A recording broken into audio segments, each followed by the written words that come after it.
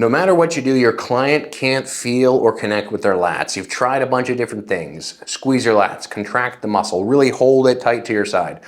But regardless of what you do, it's just not working out. Why might that be? Someone's doing a row, let's say, and they can't connect with their lats. All they feel is their forearms and their elbows and maybe even their shoulders in a weird, sort of clunky, uncomfortable way. A lot of times what is really happening there is the client may just not have enough feedback from the load. And so what can you do is you as the trainer, of course, with your client's permission, can apply load to them directly with your hands with a strategy known as tactile cueing, which I absolutely love. It's probably the most effective cueing strategy, by the way, where instead of them trying to figure out how to resist the load, you can do something like this. When they get to this fully contracted position, which is where I would start, you can tell them to hold it, and then what you're gonna do is you're gonna place your hand directly underneath of their elbow. You're not gonna place it out over here by their hand or out over here by their forearm, because that's gonna do some weird elbow, forearm, wrist stuff. You're gonna grab underneath of their elbow and pull up on their shoulder. Now this is really interesting. What happens when you pull up on the shoulder? Well, their shoulder presumably will shrug. And what do people do when you push them? I mean, just think about this generally speaking. Someone tried to push you over onto the ground, what would you do? You would naturally resist it without even thinking about it. And so that's what tactile cues do, and that's why they possess so much power, which is that if you shrug your client up intentionally, what will they have to do? They will have to depress against you, right? In the same way that if you push their shoulder down, they would naturally shrug up against you. So in the context of people not feeling their lats, clients not feeling their lats, a lot of times it's just because they need a little bit of that feedback. And the way that I would apply that is by, let's say, during their warm-ups, or maybe somewhere between a warm-up weight and a working weight, or maybe even with a working weight, to be honest, if the client is super new and they're just trying to figure things out.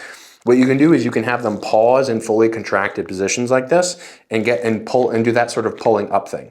Alternatively, maybe they're experiencing a different issue where maybe when they're rowing, instead of pulling down toward their hip as the lat would actually have them do, maybe they're pulling a little bit wider. What's a tactile cue you could use in that scenario? Well, in that scenario, at the outset of the motion, you could come underneath of their elbow here and push upward like this so that they drive downward against you. So the beginning and end of the tactile cueing story is basically the following, which is you want to know, where am I trying to get my client to move? And how do I push so that they have to move in that direction? How do I push so that they have no choice but to move in that direction? Because guess what? If I push up on the elbow here, they have to drive down, right? They're not gonna randomly be pushing outward against you. So although this is a kind of fine art and it takes a while to sort of learn and apply correctly, the more specific you can get about what intention you're trying to create in your client, the easier that this stuff is gonna get, and applies to all other muscle groups. Lastly, let's just say in the example of a pull down rather than a row, let's say you're doing a pull down motion, you could do the same thing. So have them pause at the bottom, pull up on their elbow. Even if they're doing, let's say, a wider pull down, pull up on their elbow, shrug their shoulder. In maybe the middle of the motion, let's say they're struggling, maybe they're pulling way too wide and back and not down, you could apply that same concept, push up on the bottom of the upper arm, not anywhere over here on the hand. Don't pull up by the hand, that's not gonna work well. Push up on the upper arm, and they're gonna drive directly down against you. So know what direction you're trying to get them to move. That's the first thing. The second thing is know how and why you're pushing them in a particular direction. And then hopefully third, what they do is they respond to your imposition of the resistance in that particular scenario. And guess what? This doesn't just apply to lats. This applies to pecs. This applies to arms.